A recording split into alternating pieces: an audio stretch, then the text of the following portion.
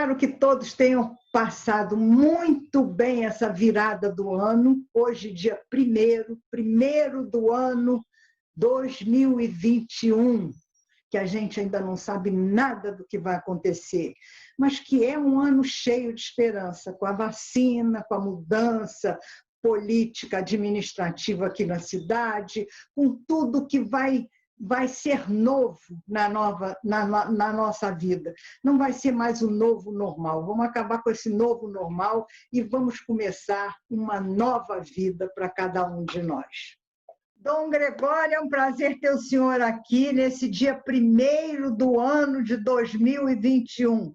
Estamos começando com o pé direito, botando esse pé no chão para começar um ano diferente do novo normal, né? Com muita esperança nessa vacina e com muita esperança na esperança, né? Eu acho isso, a esperança de que tudo vai ser diferente, não é? E como eu tive com o senhor no Natal, né, já passou um pouquinho, eu queria saber como é que foi o resto do seu ano passado, como é que o senhor passou o Natal, como é que foi a sua virada, essa viradinha ontem do fim de 31 de 2020 para 1º de 2021. Isso é uma sensação de renovação que a gente tem. Esse negócio que criaram do fim do ano, eu acho que é muito inteligente, porque faz a gente parar e recomeçar, né? Mesmo que a gente não pare nem recomece, parece que a gente está parando e recomeçando, não é? Isso é muito bom, não é? O que o senhor acha disso? Isso é ótimo. Isso é ótimo, Ana Maria, mas antes de mais nada eu quero, né, desejar a todos aí um feliz ano novo, uma graça muito grande. Viramos o ano e realmente essa alegria é radiante no nosso coração e nossa vida. Muito obrigado, Ana Maria, por você ter me chamado para dar essa palavra no início desse ano de 2021. Uma graça muito grande daquilo que nós vivemos desde o Natal, quando estivemos juntos aqui no seu programa para falar exatamente sobre o Natal, sobre a expectativa da chegada desse novo que sempre renasce no nosso coração, que é Jesus Cristo, e agora justamente vivendo essa grande esperança, não é? Você perguntou como é que foi a virada. Realmente, depois do Natal, né, um tempo de muito trabalho, eu aproveitei também esse período para fazer um retiro, preguei um retiro para as irmãs do Colégio do Amparo, aqui, né, de Petrópolis. Foi um retiro maravilhoso. Fui ao Rio de Janeiro para pregar esse retiro para as irmãs.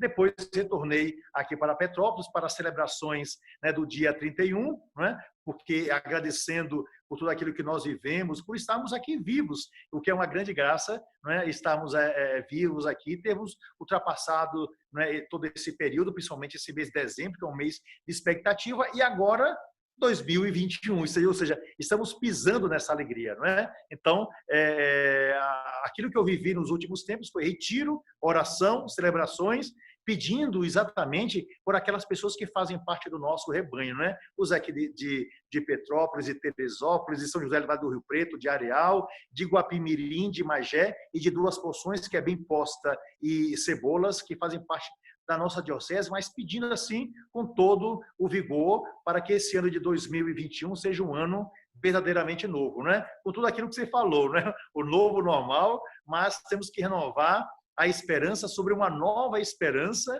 para que a gente consiga ir adiante. Então, realmente é uma graça muito grande. Mas, Ana Maria, você falou sobre apenas uma mudança, né, de data, uma coisa assim, né? Como é que isso soa em nosso coração? É interessante a gente, né, pegando a Escritura, perceber que Jesus celebrava as grandes datas do povo de Israel. E a grande data do povo de Israel se dava em 14 de Nisan, que era a Páscoa, a grande Páscoa, né, do povo de Israel, que é a saída quando o povo sai do Egito e vai para a Terra Prometida, enfrentando o faraó, atravessando o mar, não é?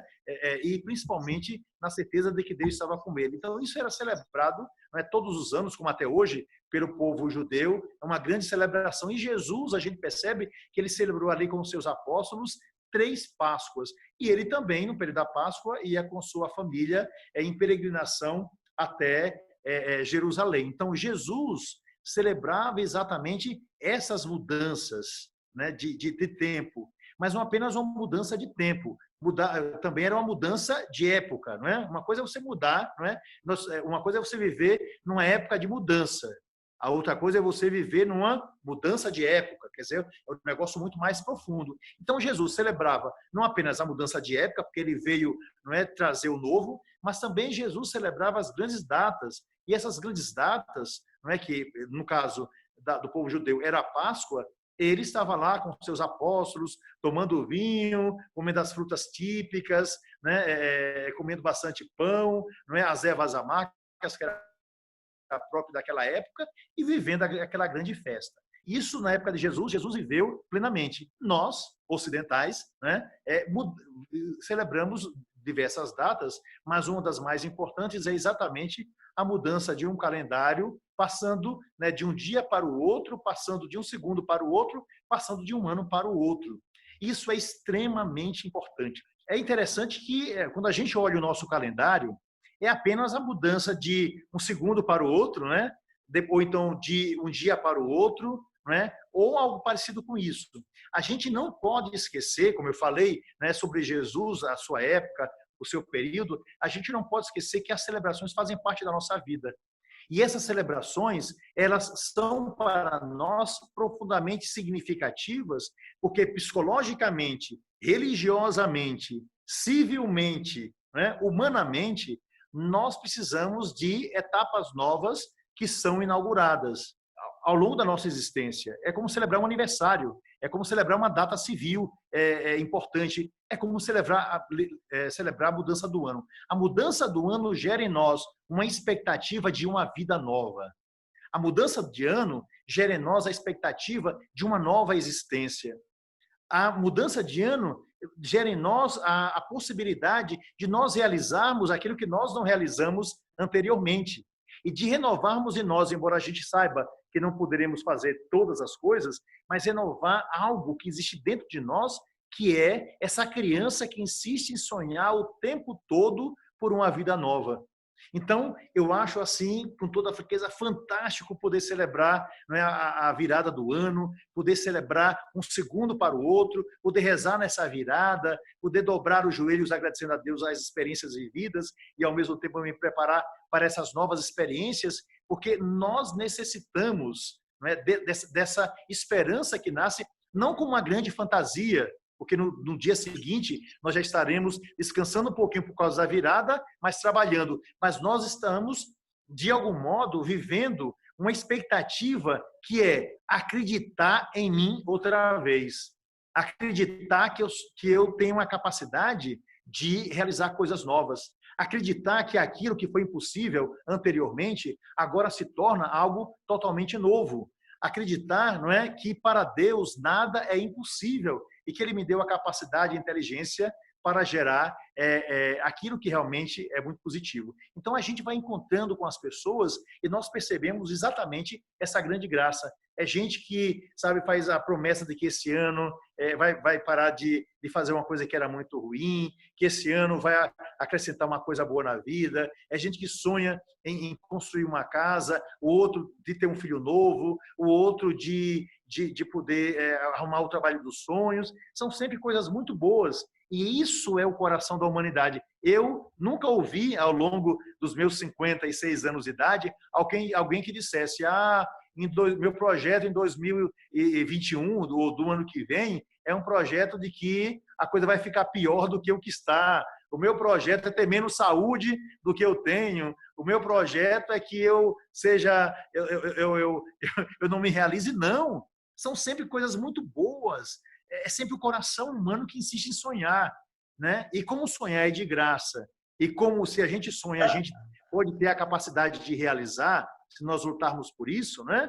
Então, eu acho que essa é a grande graça, Ana Maria, de nós estarmos celebrando esse primeiro dia de 2021. Eu estou animadíssimo para 2021, né? Com essa vacina que está aí, não é? Com tudo aquilo que nós aprendemos e vivemos nesse ano que nós não vamos esquecer, que é 2020, mas um ano que nós não queremos repetir, e 2021 será verdadeiramente um ano da graça, um ano novo no coração de Deus e no coração da humanidade. Então, Dom Gregório, que coisa boa. E o que os senhores realmente acham que vai mudar no conceito, vamos dizer assim, de mudanças desse planeta. Essa pandemia, como a gente conversou lá no Natal, ela veio para a gente refletir, mudar e assumir toda a responsabilidade que a gente tem nisso tudo que aconteceu e está acontecendo, né? Agora, será que vai mudar realmente? Será que as relações humanas se tornarão mais humanas? Será que o lucro vai deixar de ser tão importante na vida dos empresários? O capital vai ser tão grande assim na vida das pessoas que não vai fazer com que ele se modifique num outro tipo de capital, que é o sentimento, a generosidade, a forma de encarar o outro, de ver que o outro só existe se eu também existir. É uma coisa assim de uma simbiose que eu acho que a gente tem que tirar desse negócio aí, disso tudo que aconteceu. O que o senhor acha? Ou eu estou falando bobagem?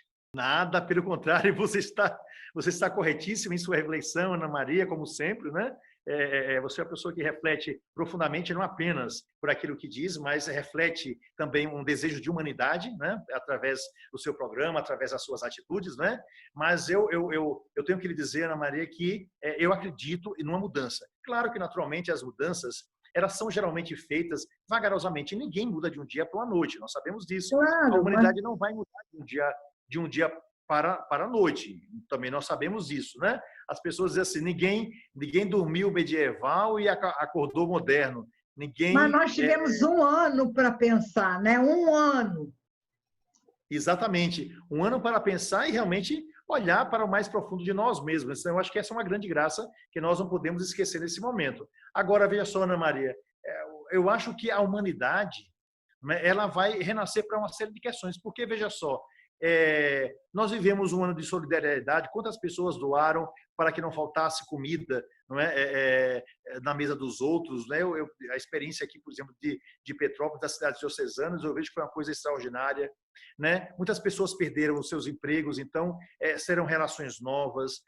A gente pode não perceber, eu acho que isso é muito importante, mas ao longo do tempo, por mais que a gente não perceba, saltos foram dados. A humanidade cresceu nos últimos tempos, né? O respeito pelo outro. Antigamente as pessoas tratavam os outros como inferiores. Hoje em dia é vergonhoso quando você vê alguém que trata o outro se sentindo que eu sou mais poderoso, eu mando mais do que tal pessoa, né? Essas relações, por exemplo, que maltratava, maculava a vida dos outros pelo racismo, pelo sexismo, pelo machismo e por tantas outras coisas. Então nós crescemos. As leis nos ajudaram também a crescer.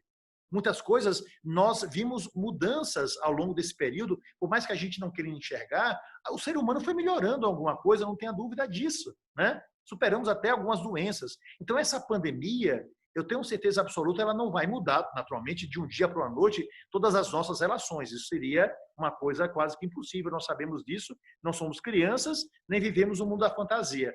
Mas eu tenho certeza absoluta que algo novo, né? Um novo querer da humanidade, né? Um novo sentido, isso vai surgir, eu não tenho dúvida alguma.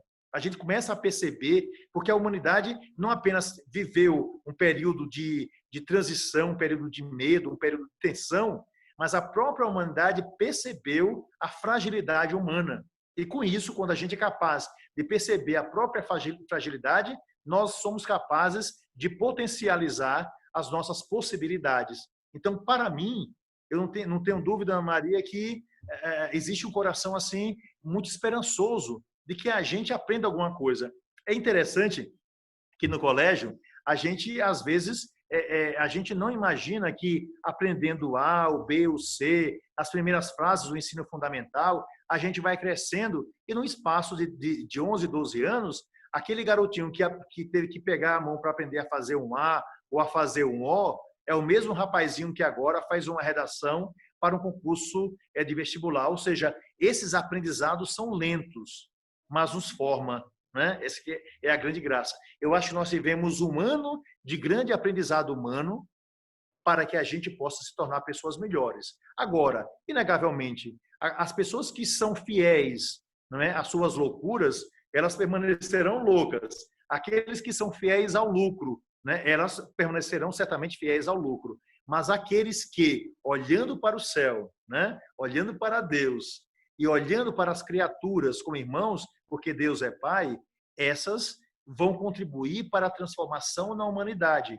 Porque eu acredito muito nas micro-revoluções. Eu não acredito naquela coisa que muda de uma para a noite. Eu acho, né, às vezes o barulho ou a visão de uma grande floresta, como as pessoas dizem, nos impede de ouvir o silêncio de uma árvore que ali no meio está crescendo. Às vezes nós olhamos para a grande multidão e não percebemos, né, a pessoa que está ali no meio. Então, eu acho que teremos as dificuldades, as pessoas que forem fiéis às suas loucuras, elas permanecerão, né? Mas eu acredito, como falei, nas micro-revoluções, que é Ana Maria fazendo o seu programa, falando de esperança, né? Aprendendo, trazendo as pessoas para dentro, né, da sua família, em família, é o outro que diz uma boa palavra, é o padre que prega no púlpito, é a mãe de família que prepara o alimento para o seu filho e corrige quando ele comete um erro, potencializando aquilo que há de bom na criança, é a professora que na sala de aula insiste em fazer o bem e é, fundamentalmente, o coração da humanidade pronto a fazer uma nova experiência de vida. Então, essas micro-revoluções ao redor do mundo faz com que a humanidade possa crescer e, com isso, a gente luta para que diminua o egoísmo, não é?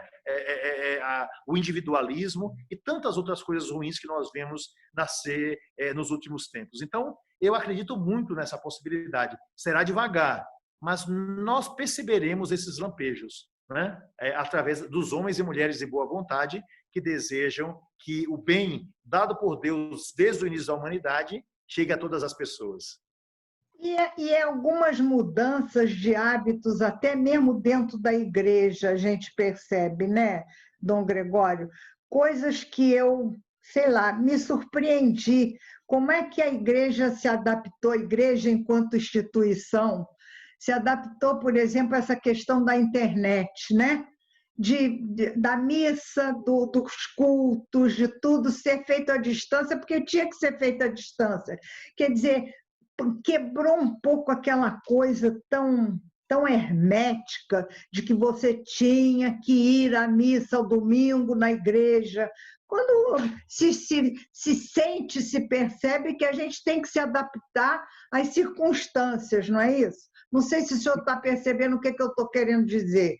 Porque às vezes a gente fica tão bitolado com certas coisas, né, que não se abre para o novo, eu acho.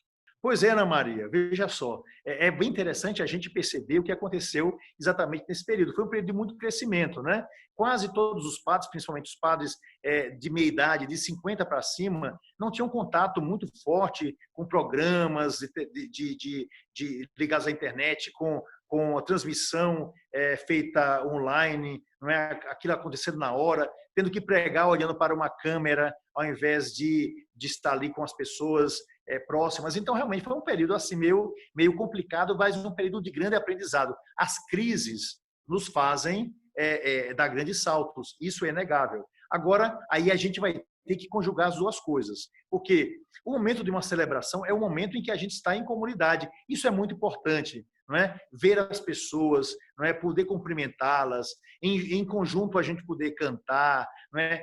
Ter o ambiente também, né, comunitário, que é perceber a beleza da igreja, da liturgia, a arrumação que foi feita, né, tudo aquilo que nos é preparado para rezar, não apenas individualmente, mas rezar com as pessoas. Então, isso é muito importante. É como você namorar, não é? Por exemplo, imagina uma mocinha que tem um namorado, que eles se encontram apenas pela internet, estando aqui. Você imagine um apresentador de televisão que tem programa de auditório em que as pessoas estão apenas no meio virtual. Então, a missa, ela continua com seu significado, ela continua com a sua graça, a sua bênção, e ela continuará sempre tendo a presença das pessoas no sentido dessa presença física. Mas essa pandemia nos ensinou que, né, nas dificuldades, nas nos momentos históricos difíceis, para as pessoas que têm uma dificuldade de locomoção, que têm uma dificuldade de saúde, assim por diante, existe também uma outra possibilidade, e essa ficou bem clara durante esse período da pandemia, que foram as missas transmitidas ao vivo, as entrevistas transmitidas ao vivo, né? Os padres que se desdobraram, né? Foram milhares e milhares de horas, não é? Dos padres pregando o evangelho, abriram programas novos, se adaptaram também à internet. Então, eu acho, não é, que a gente aprendeu muita coisa durante esse período aí da pandemia, e concordo com você, a igreja aprendeu bastante e aprendeu também a utilizar esses meios de comunicação social, como nós estamos utilizando agora nesse primeiro dia de janeiro, o que é uma grande graça, não é? A gente poder utilizar, poder escrever, dialogar, como nós estamos dialogando, transmitir isso para as pessoas, porque estamos nos protegendo contra o vírus, mas, ao mesmo tempo, não deixando de fazer o que nós fazemos. Então, Ana Maria, eu acho que isso foi simplesmente extraordinário, e a gente tem que aproveitar de todos esses meios bons, porque se é verdade que se na internet tem muita coisa que não serve, tem muita coisa que destrói, tem muita fake news, não é? Mas, inegavelmente, eu acho que 80% prestam serviço. que está é maravilhoso. Eu também acho. Agora, em relação à igreja, eu sinto assim, quantas pessoas... Eu sou muito velha, né, Dom Gregório? O senhor é mocinho perto de mim, né? Então, quer dizer, eu com a minha quilometragem rodada todo esse tempo, eu fico pensando assim, houve um tempo em que a gente encarava as coisas assim, ipsilíteres, aquilo que se dizia tinha que ser feito ao pé da letra. Então, como é que a gente pode hoje imaginar que durante um tempo... Eu me lembro a minha avó ficou doente, e ela ficava desesperada porque ela não podia comungar. Então, eu ia buscar o padre, pedia, pelo amor de Deus, senhor, vem dar comunhão a ela, que ela está desesperada. Meu Deus, hoje a gente comunga espiritualmente, não é? O padre lá, a gente aqui, a hóstia lá, a gente aqui, e a comunhão é espiritual mesmo, e vale a mesma coisa, isso acalma, acomoda, dá força, faz tudo aquilo que a comunhão tem que fazer como alimento para a gente, né? Sem aquela paranoia. O que eu quero dizer para o senhor é isso. Houve um tempo que, se a gente não fosse à missa, achava que ia para o inferno. É uma coisa louca isso. Não é? Que coisa tão neurótica, uma religião que era muito mais de medo do que de sentimento, de acolhimento, de compreensão. O senhor está entendendo o que eu estou falando? Estou sim, Ana Maria, né? Mas eu acho que realmente uma das grandes graças que nós tivemos, né, durante esse período, porque a gente tem que lembrar que cada coisa é próprio de uma época. Por exemplo, a relação de marido e mulher, nesse mesmo período que você aqui está apresentando. A relação pai e filho, até a década de 40, de 50, a relação pai e filho era uma relação de medo. O pai era o autoritário que falava assim por diante. Então, houve uma revolução no sentido familiar, no sentido professor-aluno. O professor até batia, se fosse necessário, no aluno, ter um poder absoluto sobre o aluno, não é? Da polícia em relação àquela pessoa que ela era obrigada a guardar, de um poder coercitivo tal que você tinha medo do policial, como se o policial fosse matar você, né? Então, automaticamente, também a igreja, ela é filha da sociedade onde ela vive, né? Então, a igreja também foi aprendendo, não é, essa grande graça que é dialogar, né, estar nas mídias, né, a presença feminina na igreja, a abertura dos sacerdotes para o diálogo, de acolher, de confessar frente a frente. As pessoas vão lá e conversam, põem um coração, não é? O sacerdote que não apenas vai ali, tem a função de perdoar os pecados pelo sacramento da reconciliação, mas ouve, aconselha, é um ouvido amigo para dar uma boa palavra. Eu acho que isso tudo é maravilhoso e faz parte justamente de um processo de crescimento integral da sociedade onde nós estamos. Por isso, Ana Maria, é que eu acredito tanto na possibilidade de um novo crescimento, de novas relações, de um novo tempo e, naturalmente, de um ano verdadeiramente novo.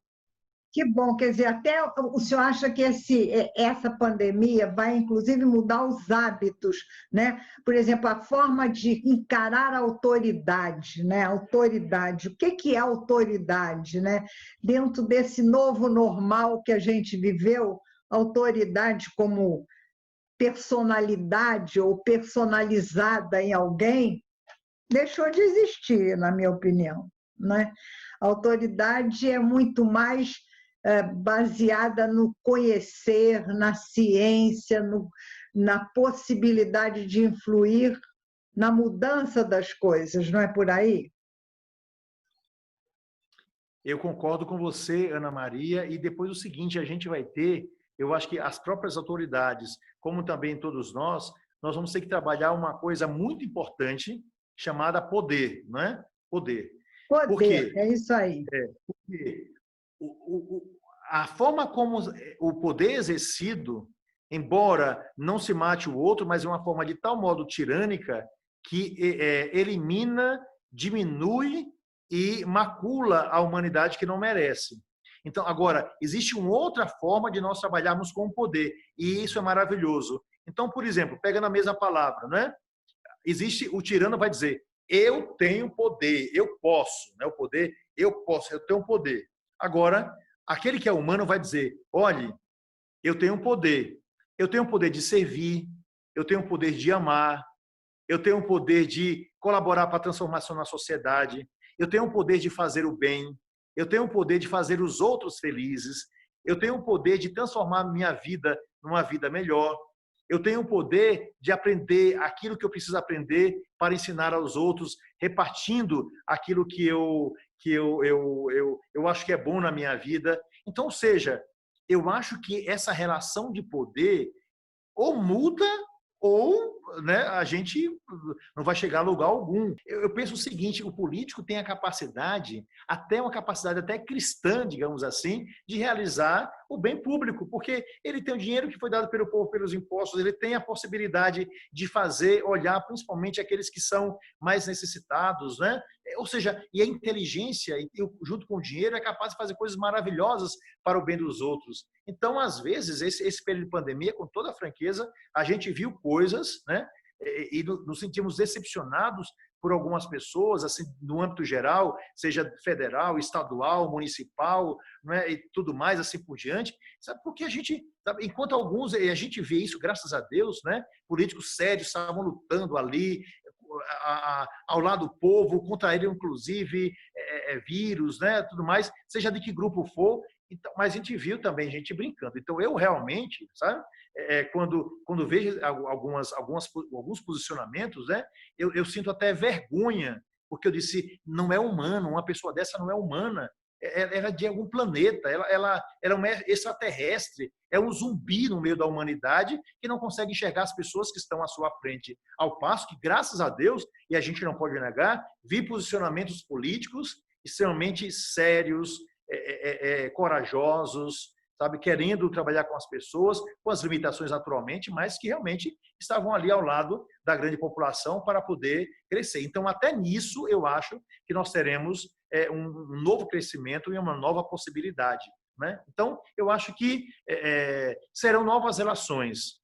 E graças a Deus, né, que deu ao homem inteligência para criar os meios de comunicação, hoje nós temos possibilidade de conhecer a verdade dos fatos, fugir, né, é sempre um pouco difícil, mas fugir da fake news para fazer aquilo que Jesus nos falou, que é fundamental. A verdade vos libertará. Então, nós temos que buscar, não é fundamentalmente essa verdade, mas uma verdade que constrói, uma verdade que instrui, uma verdade que transforma, uma verdade alicerçada, não é, na força do amor para transformar toda a humanidade. Então, eu sou esperançoso. Você pode ver, né, Ana Maria? Eu acredito na possibilidade do novo e vivo dessa esperança e dessa alegria também. Dom Gregório, deixa eu lhe fazer uma pergunta que tem tudo a ver com a política, mas tem muito a ver com a desesperança do povo. Como é que o senhor sente, por exemplo, essa abstenção enorme na eleição que passou agora, em 2020, do povo aqui em Petrópolis. Vamos falar de Petrópolis, que é a nossa realidade paroquial nesse momento, né? A maior parte do povo não foi votar, que é um dever e um direito, na minha opinião, né? É também um direito de assumir a sua cidadania. Como é que o senhor sente isso, vê isso? Como é que ele bateu essa indiferença ou essa saturação do povo? Como é que o senhor tem como justificar ou tentar explicar isso de alguma maneira? Olha, Eu tenho, mas eu não aí quero. eu vou Eu tenho, mas eu não para quero minha falar outra a minha formação, que é opinião. como a minha outra formação como antropólogo, eu vejo o seguinte: se você, depois de fazer uma experiência de ir a uma fonte onde você sempre tirou água, se você volta lá e você não encontra essa água, você não vai mais para essa fonte. Se você faz a experiência, não é, de uma grande alegria, você quer sempre voltar. Então, a abstenção significa dizer que o povo está simplesmente cansado. Claro que muita gente não foi por medo do contágio, A assim por maioria diante. não foi por medo, não. Como? A maioria não foi, deixou de ir, não foi por medo, foi porque não tinha mesmo que buscar lá, como o senhor falou. Pois é, eu concordo com você plenamente. Eu estou dizendo, porque naturalmente algumas pessoas, eu digo isso porque conheci algumas que não foram, porque também estavam assim, um tanto preocupadas, mas quando você tem um número muito grande de abstenção, é como se as pessoas dissessem, olhe, desisto. Eu sei que alguém vai ter que decidir por mim, né, aquilo que eu não quero, mas eu desisto. Então, é o coração de uma população que está profundamente cansada, né? Que deseja justamente que algo novo aconteça. E como ela já perdeu a esperança, então que talvez alguém no meu lugar seja capaz de decidir de uma forma melhor do que eu.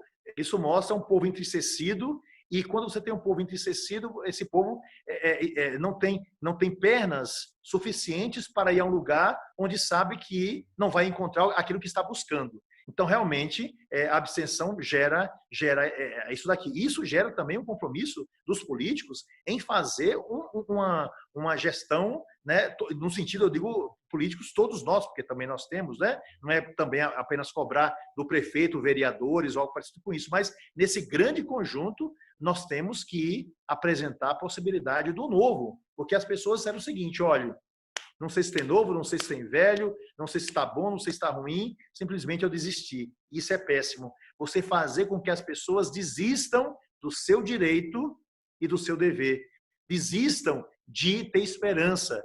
Desistam de ir na alegria para dar seu voto e dizer assim, olha, uma vida nova vai surgir para nós. Então, realmente é triste. E se a gente olha o grande conjunto brasileiro, né, o Brasil, se a gente contar aí os números que nos foram dados, das milhões e milhões de pessoas que não quiseram votar, realmente o negócio é terrível. Vou dar só um exemplo para você, Ana Maria.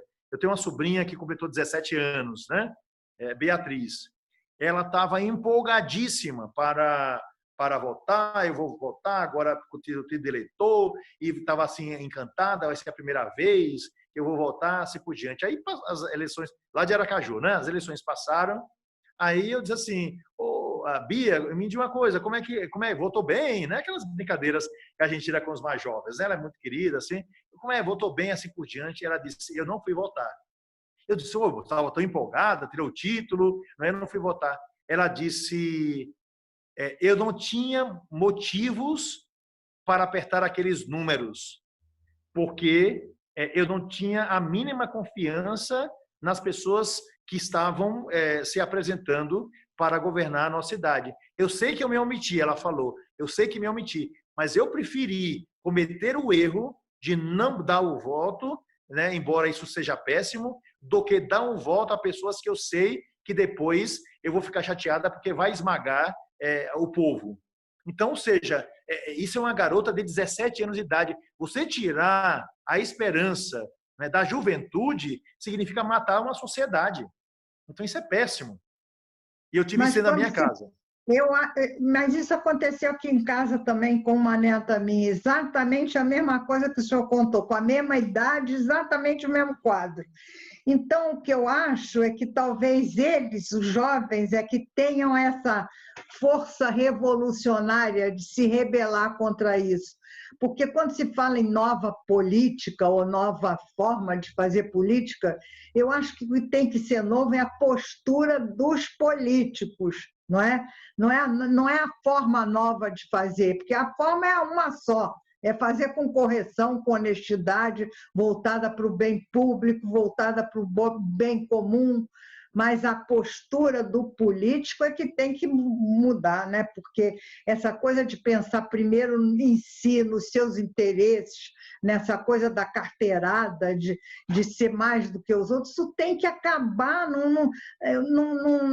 Acho que não tem mais local nem lugar no mundo em que a gente vive hoje, né, Dom Gregório? A gente também não pode generalizar, porque eu, por experiência pessoal, conhecendo, né, a gente conhece muita gente que está lutando pelo povo, muitos políticos que são honestos e estão aí batalhando também, gente que está ali, sabe, lutando no seu dia a dia, que fala, que mostra, que aponta, que vai atrás, que luta, que avisou questões do coronavírus, que vai... Ou seja, a gente não pode imaginar que, digamos, todo mundo é farinha do mesmo saco, como antigamente as pessoas diziam. A gente tem que saber que as pessoas são diferentes, tem muita gente boa. Então, como acontece que na igreja tem pessoas ótimas e tem pessoas péssimas, não é?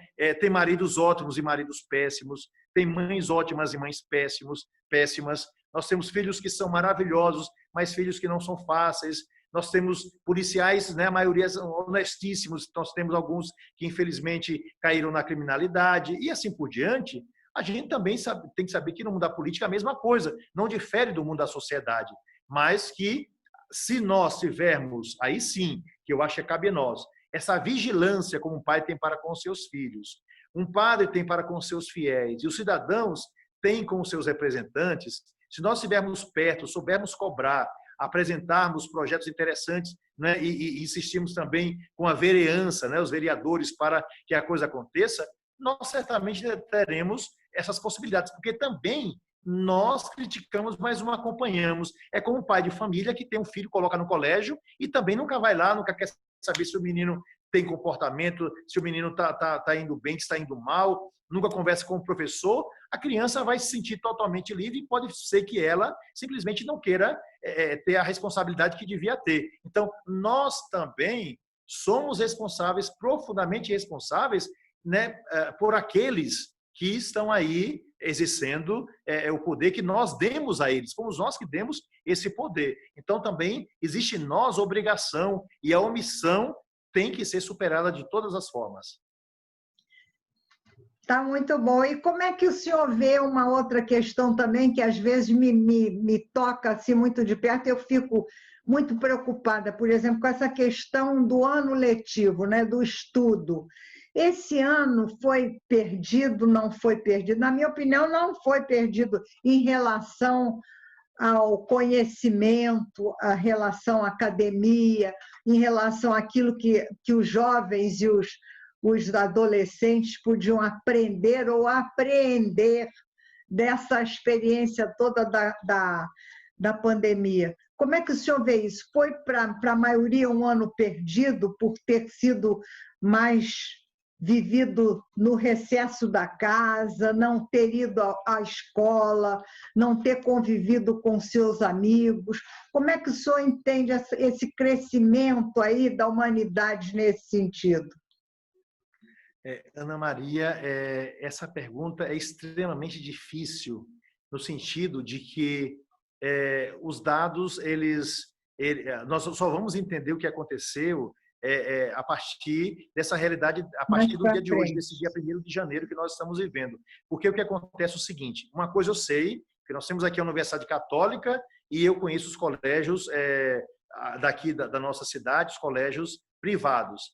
Esses alunos tiveram as dificuldades, mas esses foram adiante, os professores tiveram aula, não há nenhuma dificuldade, né? Eu vejo pelos meus sobrinhos também, que estão lá em Aracaju, Sergipe, passaram de ano, não tem nenhuma dificuldade, porque o conteúdo, aula, presença, assim por diante, tudo isso foi dado sem muitas dificuldades, quer dizer, com muita dificuldade, mas o conteúdo foi apresentado e foi passado.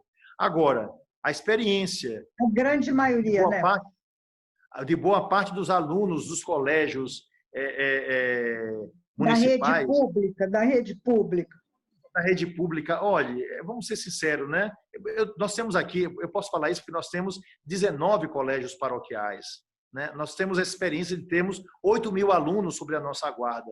E a gente sabe que pesou a alimentação, muitos ex-alunos não se alimentaram, porque muitos vão à escola também para se alimentar, primeiro ponto. Depois, boa parte desses pais trabalham, esses alunos ficaram sozinhos. Boa parte desses alunos, pela dificuldade financeira, você tem um celular, 2 celulares em casa, às vezes para 3 filhos, às vezes um celular para toda a casa, que as pessoas não podem, assim. Geralmente, muitos têm apenas a mãe que cuida, a boa parte fica no colégio. Então, essas dificuldades todas para esses alunos, né? Muito grande. Muitas vezes o material foi entregue e aqui em Petrópolis a prefeitura multiplicou os trabalhos que precisavam ser feitos em casa, entregando, os colégios todos entregando. Isso não tenho dúvida que esse trabalho foi feito pela municipalidade e pelos professores. Agora, a resposta desses alunos para as aulas online, aquilo que os professores falam, né?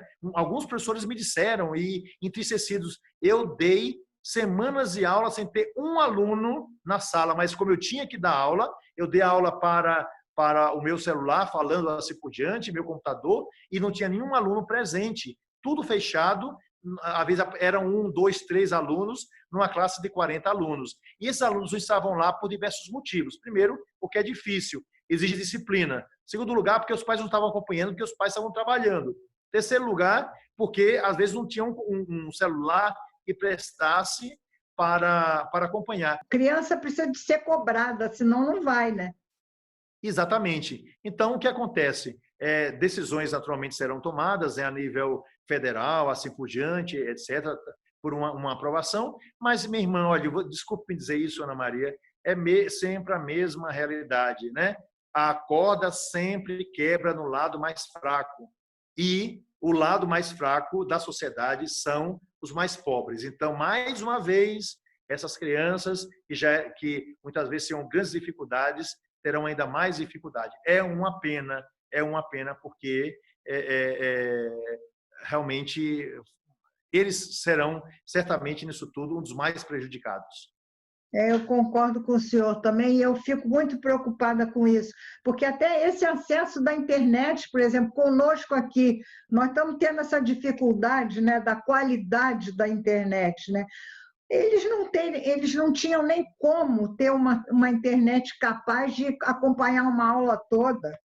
Muito complicado tudo isso, né?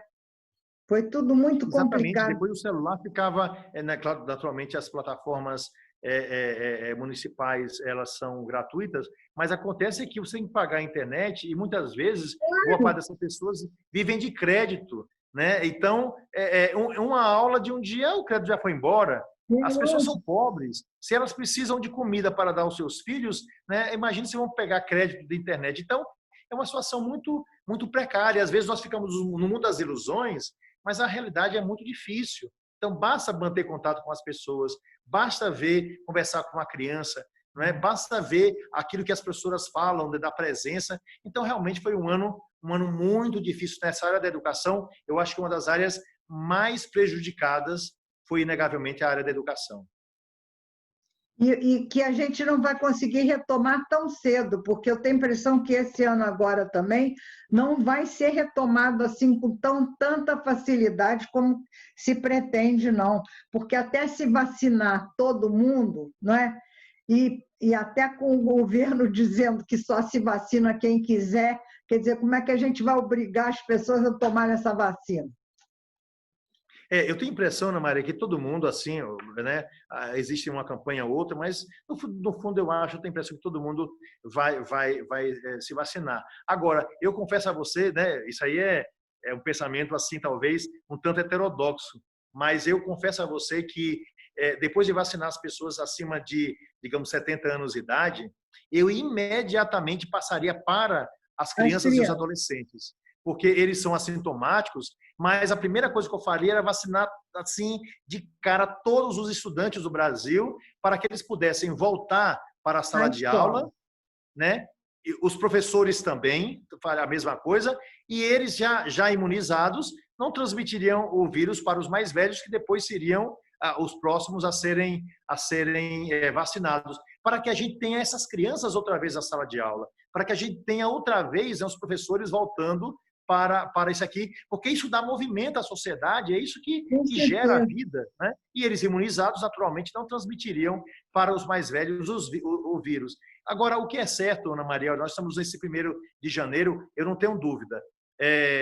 Falava-se, não sei, na briga, né, que uma das pessoas, cada um falava alguma coisa, não sei se você lembra, não é? A gente lá mais ou menos no mês de setembro, né, do ano passado, eles falavam de que a vacinação iria acontecer lá pelo mês de fevereiro e março desse ano de 2021.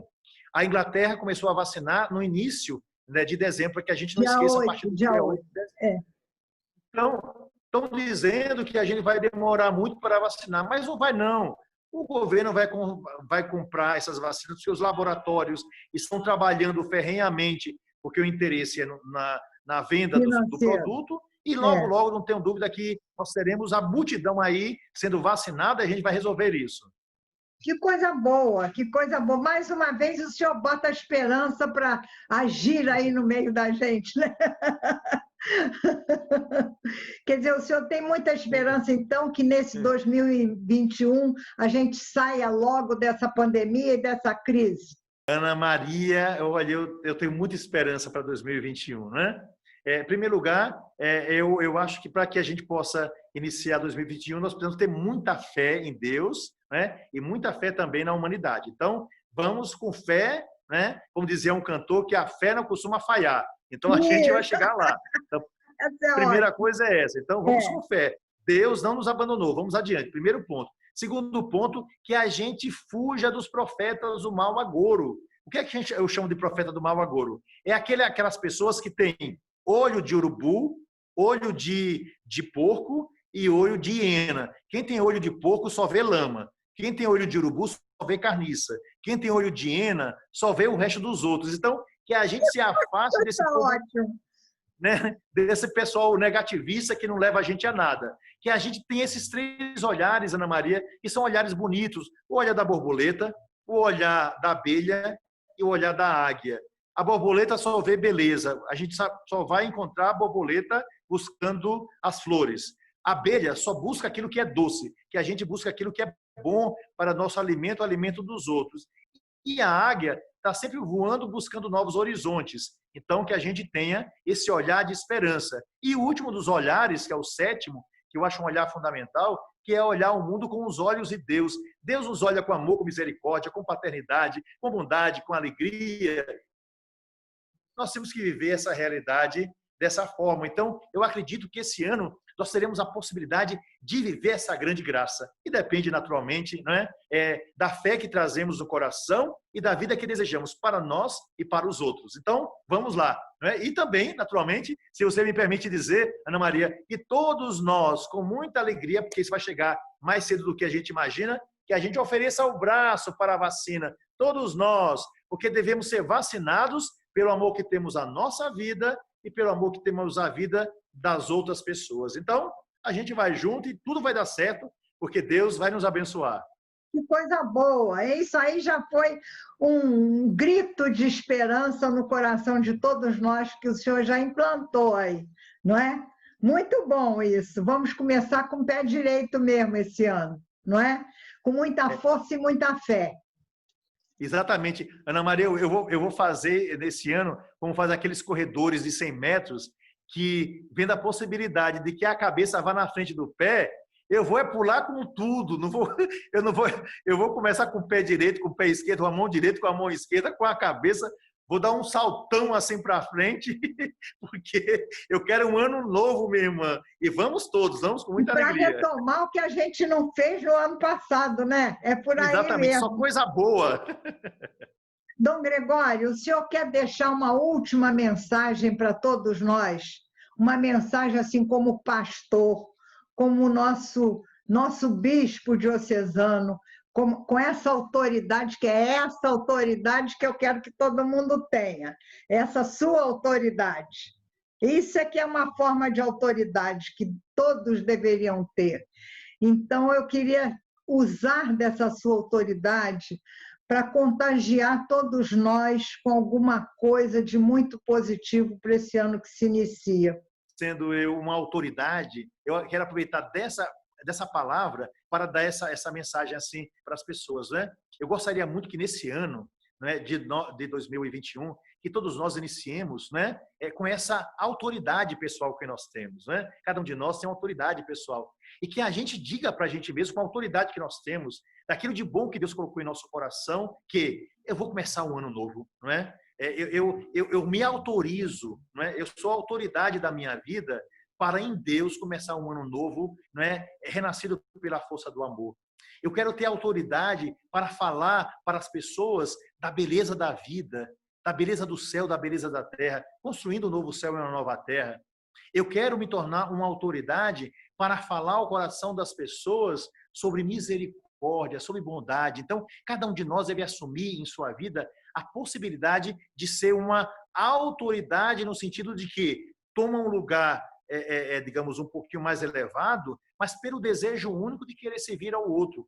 E, fundamentalmente, eu gostaria de entender a autoridade, Ana Maria, de fazer que as pessoas entendessem a autoridade como eu entendo, pelo menos, a minha, não é? Então, eu sou um bispo, ok, as pessoas podem me enxergar com autoridade, mas veja só, o bispo, não é, de uma igreja, por exemplo, ou mesmo um presidente da república, ou mesmo qualquer autoridade, um prefeito, um professor, etc., a gente não pode esquecer que nós enxergamos mais longe, quer dizer, a autoridade é aquele que está no alto, não é? A autoridade significa isso. Por que eu enxergo mais alto? Eu vou explicar para vocês. Eu estou aqui no alto, é verdade. Agora, embaixo de mim existe, lá embaixo, não é? Aquele senhor idoso de sabedoria, que é um homem forte pela vida, que está aqui. Em cima das costas desse homem, existe um professor que me ensinou, não é? E que transmitiu coisas boas. Em cima dos ombros desse outro, assim, fazendo, né, um em cima do outro, está uma mãe de família que confiou em mim uma boa palavra e que está sustentando sua família. Então, tem um bocado de gente aqui embaixo e eu subi, estou lá em cima como autoridade, ou seja, o que está em cima, mas eu só estou em cima porque tem essas pessoas que estão sustentando embaixo. Mas quem é o forte dessa pirâmide humana? Aqueles que estão me sustentando embaixo. E eu só posso enxergar longe nessa pirâmide humana porque eles me tiveram a coragem de dizer, suba, nós sustentamos você para que você nos ajude a enxergar o horizonte que está um pouco mais distante. Então, a gente tem que ter confiança um no outro. Então, que esse ano de 2021 seja exatamente esse ano da confiança. Eu quero lembrar para vocês um ponto fundamental. Deus, que é Deus, que estava no céu, desceu até nós, Jesus Cristo, né? Se humilhou, se fez homem para que nós pudéssemos experimentar desse amor. Ou seja, o próprio Senhor, que é Deus, se fez humilde. Então, que esse ano de 2021 seja o ano da humildade, da bondade, da caridade, da alegria, da partilha, do sorriso, da fé, sabe, de tudo aquilo de bom que a gente pode somar para gerar, sem fantasia, sem fantasia. Agora, se a gente tira aquilo que não serve da nossa vida e se a gente afasta aquilo que não serve da vida dos outros, só vai nos sobrar graças e bênçãos. É isso que Deus quer para a nossa vida. Né? Amém. Então, que a gente vá adiante e tenha coragem de viver essa realidade. Amém. Então, dá uma bênção para a gente começar o ano aí. Tá ótimo. Então, que nesse 1º de janeiro, Ana Maria, para você, para todos aqueles que nos ouvem, graças e bênçãos peço agora, vindas do céu, né, de um modo especial, pedindo que o Pai olhe por todos nós. Deus de amor e de misericórdia, nesse 1º dia do ano, vos pedimos graças abundantes sobre nós. Livrai-nos, Senhor, dos inimigos espirituais e corporais. Dai-nos, Senhor, a saúde necessária para vivermos esse novo normal. Fazei, Senhor, que a alegria seja a pedra de toque de cada dia desse ano de 2021. Que as nossas famílias estreitem ainda mais os laços de amor. Que a nossa sociedade possa ser justa para que os homens encontrem o seu emprego, encontrem aquilo que desejam receber pelo suor do seu rosto.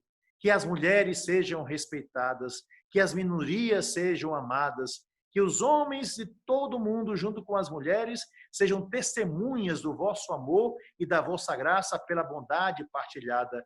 E que só de graça, Senhor, e de bênçãos seja a nossa vida. Que a palavra fé, que a vida de fé e que a fé praticada seja o alicerce de todas as nossas atitudes. E que assim, Senhor, reconheçamos o céu, porque sois Pai, o Filho que veio habitar entre nós, Jesus Cristo, pela força do Espírito Santo. Amém. Amém. Então, terminamos por aqui o programa e começamos o novo ano, não é? Com muita tranquilidade, com muita paz, com muita saúde, com muita coragem, para fazer do nosso novo ano um ano pródigo em realizações, em felicidade real, desprezando tudo aquilo que é menos importante e, por isso, até desprezível, de certa maneira, e nos concentrando na essência da vida da gente, o que deve realmente ser importante e ter lugar na nossa vida. Vamos em frente, um bom ano para todos nós, que a gente continue junto, conversando, trocando ideias e que tenhamos bons momentos ainda para partilhar.